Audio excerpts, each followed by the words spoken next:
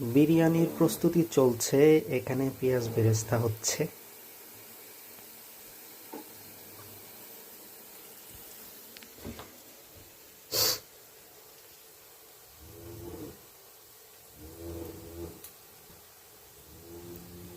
মাংসটা এখানে ম্যারিনেট করে রাখা হচ্ছে, কিছুক্ষণ রাখবো।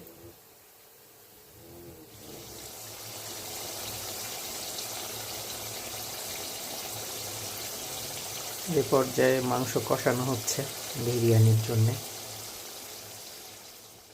এখন হচ্ছে শেষ পর্যায়ের কাজ চলছে। চাল ধুয়ে মাংসের মধ্যে দিয়ে দেওয়া হয়েছে। এখন বলক আসতে শুরু করেছেন, দেখি যতক্ষণ সময় লাগে, তারপর দমে রাখতে হবে। প্রায় হয়ে এসেছে, এখন কিছুক্ষণ দমে রাখতে হবে। দমে রাখার জন্য আরেকটা প্যান নিয়েছি। এই যে প্যানের উপরে হাঁড়িটা দিয়ে দমে রাখছি। এই যে এখন আমাদের বিরিয়ানি সম্পূর্ণ রেডি নামানোর জন্য।